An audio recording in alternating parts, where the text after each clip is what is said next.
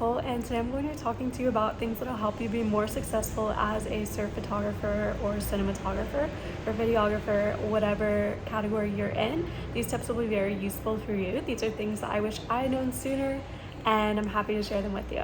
I've been doing surf and commercial photography and cinematography professionally for over 7 years now. This past winter, I served as the personal filmer for Moana Jones Wall, who is now known as the Queen of Pipeline, and got to see her take victory in the pipeline contest in front of all the CT surfers, and it was so cool to be a part of.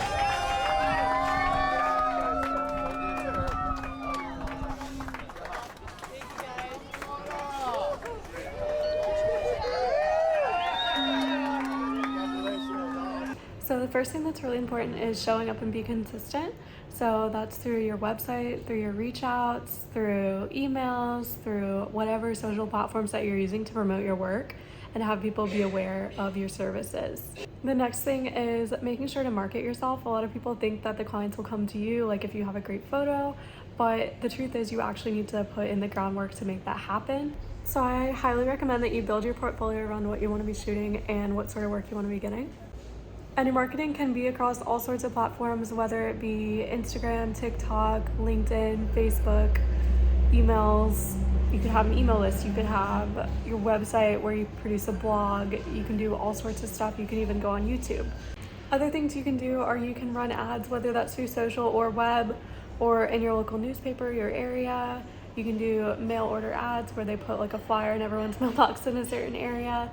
You can also look at what sort of niche you specifically have and find out ways to cater to it.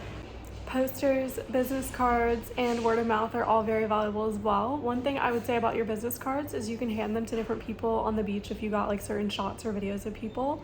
And if you get wax coated ones, usually they resist a little bit of water. So if someone's fresh out of the water after surfing and you hand them your business card, it's most likely to make it there versus be smudged and then they're wondering who the person was to contact. The next thing that's really important is making sure that you have a portfolio that you're proud of. So that's built through your body of work that you're doing. And even if you don't have work yet, setting up those shoots, whether it be like a test shoot with your friends or local models or different people in your area around the type of work that you want to be shooting. So marketing is generally the funnel for sales and brand awareness, but in order to get sales, you have to also take those additional steps. So currently I do a lot of emailing, I do a lot of reach outs to brands and businesses, and do a lot more commercial stuff nowadays, but also reaching out to surfers in your area who might want your services is great as well. It's really good to be able to have a list that you can refer to know who you've reached out to. So whether it's an Excel sheet or some sort of other thing, you could even write it down if you want, just to be able to search through and see when you've last contacted people and what their response was. Now, before we get into some tips on gear, I'd like to talk about a few other investments that you'll want to make. One of those being permits. You want to check your local area, and especially if there's a surf contest or something, usually you can ask for permissions, but typically you do that before a contest if it's a larger contest. And you have to make sure that you have the right to be on the water, especially, or where you're allowed to be on the beach for a certain contest. But you can also check online on the contest site, or usually if it's a beach itself and it's like a public access beach, you can just go and film for the most part. But obviously that depends on your region and where you're at. Just make sure to check your ordinances. If you take nothing else away from this, one thing that I would highly recommend is that you always wait to start working until you have a contract signed. I think this is the biggest thing, is like people think like, oh, I'm gonna go ahead and start this for someone. Like you get really excited, it's a potential client, and they say, oh, can you go ahead and do this? Well, if you don't have a contract in place, you don't have a for sure way to get paid, and obviously want to trust your clients, but it's really good to have everything in writing to know what your deliverables are going to be and what they're going to get, as well as protect your client and yourself. Another thing that's super useful is keeping your records for taxes. You can write a lot of business expenses off as deductions, so that way when you go to your end of year stuff and you're making your taxes, it'll help you a ton if you have everything written down instead of trying to do it all at the end of the year. To be your best, you'll also want to take time to educate yourself, whether it's scheduling in an hour a week or maybe 2 hours, or maybe even if you can, like daily as you're starting out, is just to educate yourself both on the industry and what you want to be learning to be on the top and be the best that you can be. It's also really important to have a legitimate website. I see a lot of people having like these like kind of informal websites are like a link that you click on and it's not like a real website, if you know what I mean. I think having like a professional portfolio that looks really put together shows how serious you are, and also informs your clients that you're going to have a professional experience when they work with you. Another thing that's super important and I've actually had happen to me is I had a laptop die a couple months ago, and when it did, I would have lost like so much data. Even though I had a lot backed up to an external hard drive, which I highly recommend you do, there's also online backup, so it's like on the cloud. And when it's on the cloud, then you can re-download it to your new device, and then you have all of your stuff again. Even if you have it on an external hard drive, it's good to have 2 copies of it, just in case, because external hard drives sometimes fail. I've had that happen as well. Below this video, I'm going to link a bunch of resources to the things that I'm mentioning. So as far as data backup and the different gear and all that stuff, I'll have a lot of it listed down below.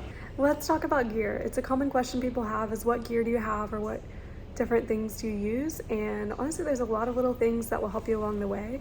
I don't think like a particular like camera body or the latest tech really makes that much of a difference unless you're very technical and going for specific things. But one thing that really made a difference was switching to a video head tripod. And the reason for that is because if you're on a photo tripod, it'll be all jerky with your videos. But if you switch to a panning video tripod, it'll be nice and smooth when you pan along the wave to follow the surfer. There are a bunch of different types of SD cards out there, but ones that I would recommend are the fastest that you can afford. There are ones by like Sony or Canon that are really well known and really reliable and good, and they can really uptake on that high quality video that a lot of cameras have nowadays.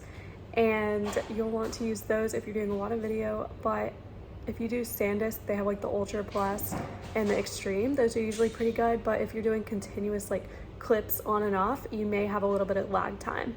One thing that I would definitely say is, beyond your camera body, I would recommend having a long lens and a short lens. What this will do is allow you to shoot in a variety of circumstances, whether it's up close and getting the shots of the surfer walking on the beach, or more portraiture lifestyle type stuff, or further away, or having a sense of depth in your portraiture if you have a really long lens. And one of the other things about the long lens is you'll want to have a strong tripod to hold it up. One of the best but also challenging parts of surf cinematography is being able to shoot from the water. You have to kind of know your way in the water, so it helps if you already surf or you know a lot about the ocean or you swim consistently, because you'll want to have a lot of endurance, you'll want to have fins, you'll want to have a helmet just in case you get run over or thrown onto reef. And the other thing you'll want to do too is kind of know your limits. So you'll want to have a water housing, you'll want to have your fins, have your helmet, but also start on small days and get used to the water, get comfortable, find out the currents, find out where the riptides are, find out where the reef is, and where you can get in and out successfully. I hope this has been useful to you. I've got everything linked down below for like the different resources and products that I've mentioned in this video. Let me know if you have any questions, happy to help.